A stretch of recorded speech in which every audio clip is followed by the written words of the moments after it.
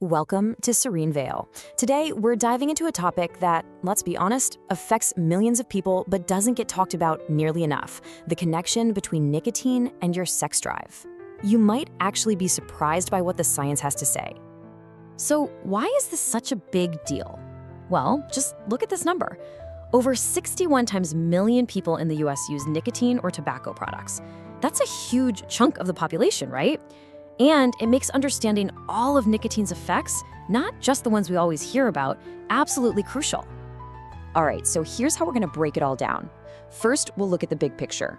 Then, we'll get into the specifics of what research says about male and female libido.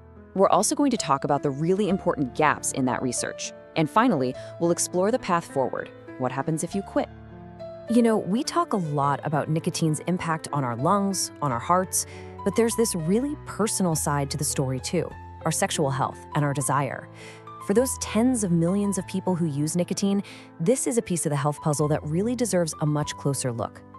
So let's jump right in and start with what the research tells us about how nicotine affects libido in men. And you might be surprised to hear that the science is actually pretty clear on this. The studies give us some really direct answers.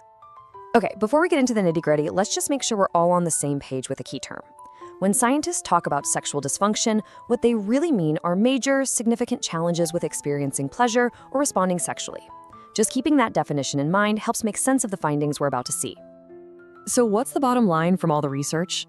Well, when you look across several different studies, a really clear pattern starts to pop up.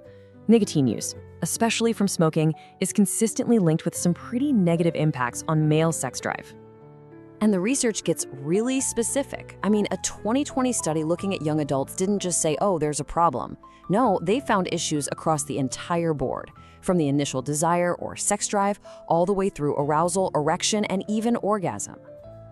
And listen, this isn't just something affecting younger guys. A 2021 study that focused on middle-aged and older men found a really strong link between smoking and a severely decreased libido.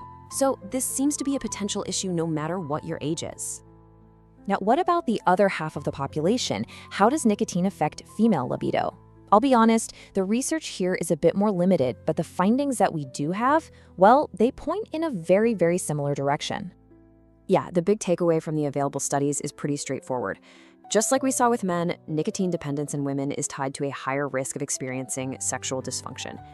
Let's put some numbers to this. One study from 2013 found that women with a nicotine dependence were nearly 3 times more likely to experience sexual dysfunction.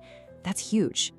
Then, another one in 2015 found that premenopausal women who smoked reported lower function when it came to their desire, their arousal, and their overall satisfaction. Okay, so we have to be honest here. A big part of this conversation is about what we don't know. And when it comes to the research on nicotine and libido, there are some pretty major gaps in terms of who is actually being studied. This is a really important point from the source material. It points out that pretty much all of this research is, well, it's totally binary. It's only looking at cisgender men and women, which leaves this massive blind spot in our understanding. And here's why that blind spot is such a big deal, especially from a public health perspective. Research shows that nicotine use is way higher in the trans community.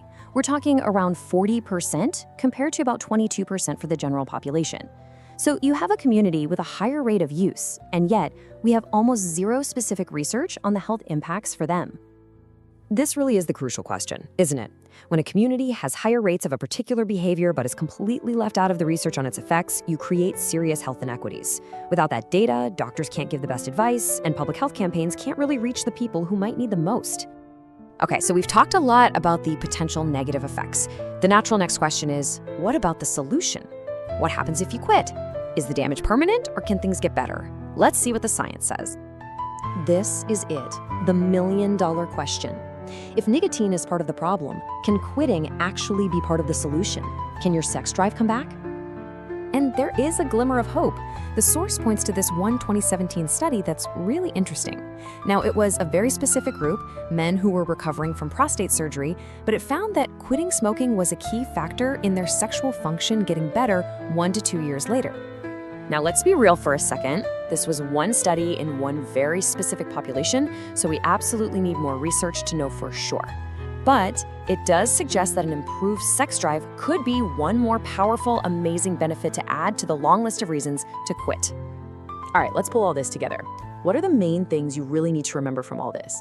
Number one, the research is pretty strong that nicotine, especially from smoking, can lower sex drive. Number two, there's some hopeful, even if it's limited evidence, that quitting could help. And number three, and this is so important, libido is complicated. If you're concerned, the absolute best first step is to talk to a doctor to figure out what's really going on. So we're gonna leave you with this final thought to chew on. Knowing all this is powerful. So now that you're aware of this connection, what's just one small, manageable step you could take for your health today? Because every single small step adds up. Thank you for joining us for this explainer. We really hope this breakdown was helpful and gave you some things to think about. We look forward to seeing you next time.